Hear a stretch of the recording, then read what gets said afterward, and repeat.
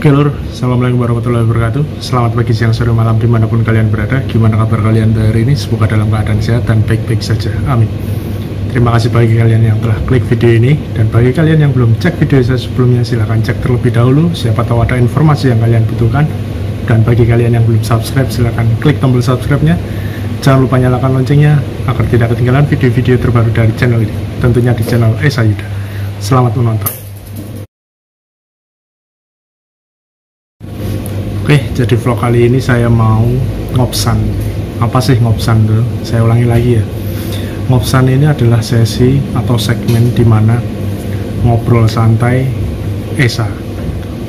Jadi ngobrol santai ini saya lakukan karena memang vlog saya tidak bisa on the spot atau langsung merekam gitu. Jadi saya buatkan di sesi ngopsan atau banyak pertanyaan-pertanyaan yang mungkin mau saya jawab, takutnya nanti malah menjadi perdebatan yang buat nggak enak gitu kan. Jadi saya buatkan ngopsan aja di vlog ini. Jadi edisi ngopsan sekali ini saya mau melanjutkan untuk persyaratan pernikahan yang ngopsan sesi kemarin. Jadi setelah beberapa lama ini akhirnya saya bisa melengkapi berkas-berkasnya. Untuk melengkapi berkas-berkasnya sebelum menuju sampai ke KUA, ada beberapa berkas nih yang perlu kalian siapkan. Ini sesuai dengan pengalaman saya ya, yang mana saya ini mengurusnya untuk calon pengantin pria gitu. Kalau yang untuk wanita memang ada beberapa persyaratannya yang perlu disiapkan untuk sampai di tempat saya ini, karena yang nantinya bakal ada berkas untuk semacam lampiran atau ya buat pengantar gitu ke KUA yang berada di sana. Jadi urutannya begini, karena saya dulu ke KUA terlebih dahulu, otomatis saya dibawakan surat pernyataan belum menikah, yang mana di dalam surat pernyataan tersebut ada kita disuruh mengisi formnya itu data diri kita mulai dari nama, tempat tanggal lahir, pekerjaan, nomor KTP, dan alamat rumah. Nah, setelah semua itu selesai terisi, barulah ditunjukkan untuk penandatanganan dari ketua RT sebagai mungkin pemberitahuan lah, agar RT-nya itu tahu bahwa ada warganya yang akan menikah gitu. Nah, setelah dari RT barulah nanti menuju ke RW untuk melakukan penandatanganan juga. Nah, setelah dari RT RW itu selesai, barulah kita ke kelurahan.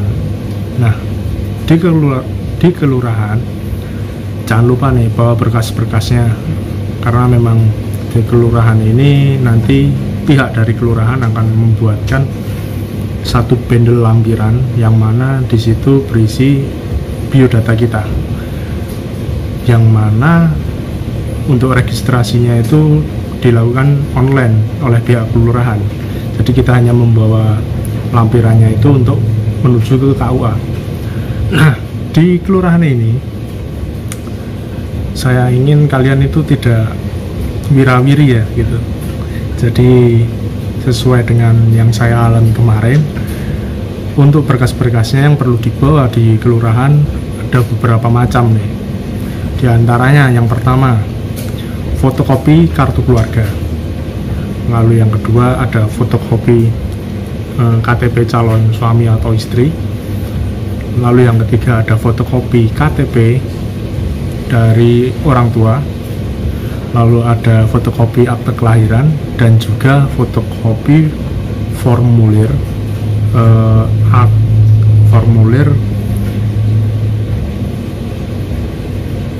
dan ada juga formulir surat pernyataan belum menikah.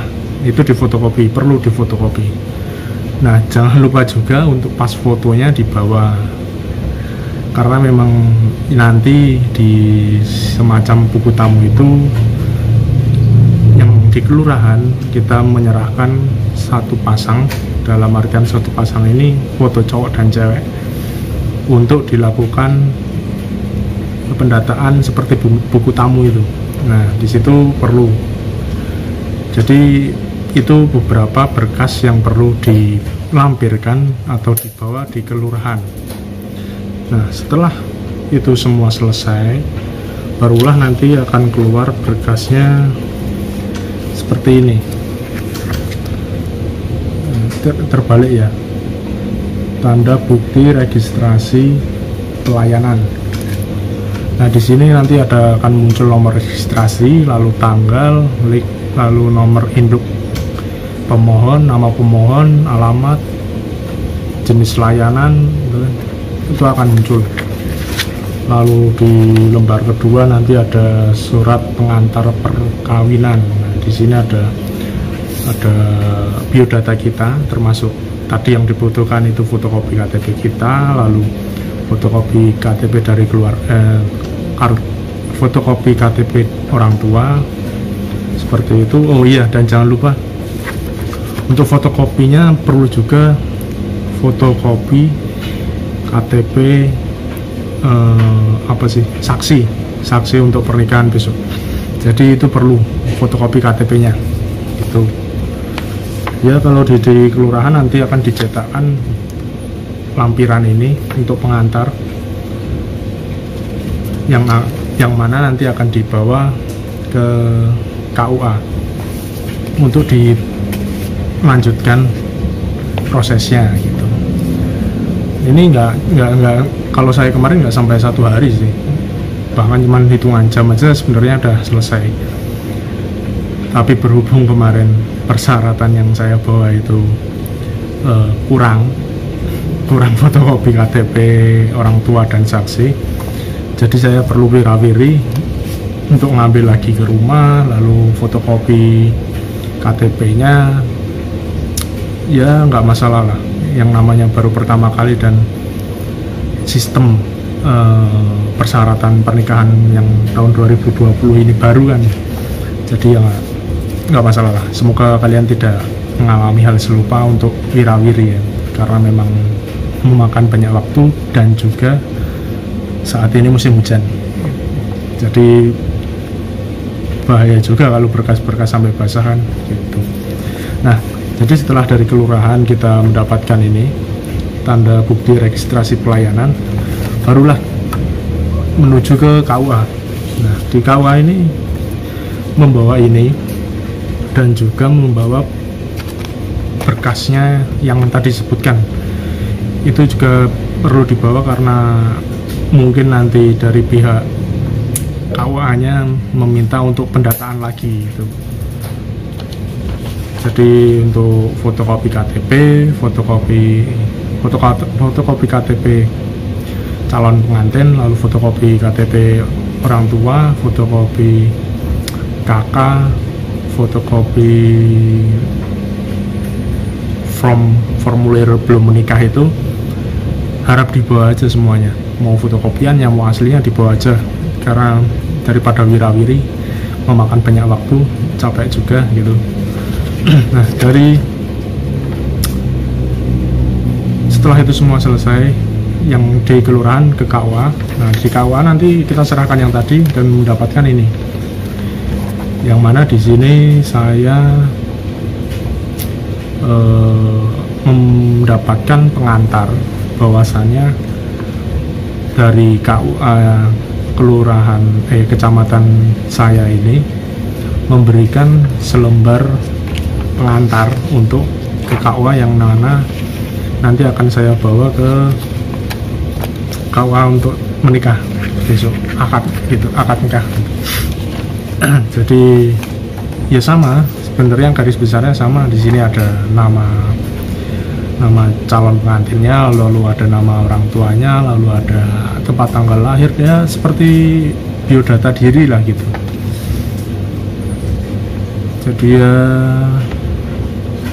untuk yang kali ini hanya yang ada di kecamatan saya aja. Nah, untuk di kecamatan KKUA yang pihak wanitanya, persyaratan apa saja yang perlu saya lengkapi apa saja belum tahu. Jadi ya mungkin akan ada sesi ngopsan lagi untuk kelanjutannya,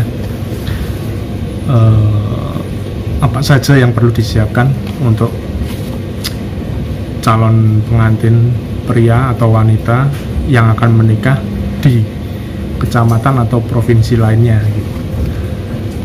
Kalaupun nggak ada sesi ngopsan selanjutnya, berarti persyaratan yang kemarin sudah beres. Tapi untuk sekedar informasi, kemungkinan untuk pelatihan ya, kalau nggak salah ya, pelatihan yang 3 bulan itu mungkin ada. Cuman saya belum tahu karena memang dari kawan yang sini tidak menginformasikan gitu. Tidak mempersulit diri juga. Lalu juga mungkin apa lagi ya kurang lebihnya gitu aja lah. Jadi ya mungkin bagi kalian yang ada pertanyaan atau kritik dan saran, silahkan tinggalkan di kolom komentar saja. Sebisa mungkin saya jawab. Kalaupun tidak saya jawab, saya akan feedback dalam bentuk like atau love gitu ya. Berarti komentar Anda sudah saya lihat. Kalaupun tidak saya balas, saya akan berikan itu tadi, like atau love-nya. Karena kemampuan setiap orang itu pasti berbeda-beda dan informasi setiap orang itu pasti berbeda-beda. Tujuannya saya mengadakan segmen ngopsan ini adalah kita berbagi informasi, jadi semuanya bisa dan tidak ada yang paling benar, semuanya pasti belajar. Dan yang mempunyai informasi lebih, silahkan beritahu pada yang lainnya, karena informasi yang kalian berikan pasti akan sangat bermanfaat. Dan jangan sampai informasi yang kalian berikan itu malah menjadi sebuah kesesatan bagi yang lainnya gitu. Dan efeknya mungkin bakal sangat bahaya dan panjang. Mungkin informasi yang kalian berikan tidak benar itu akan membuat orang lain merasa cemas, merasa gugup, takut, dan ragu. Itu akan berakibat fatal. Jadi ya sekian aja edisi ngopsan hari ini, kali ini, di vlog ini. Terima kasih bagi kalian yang telah menonton vlog ini sampai selesai. Thanks for watching. See you next video.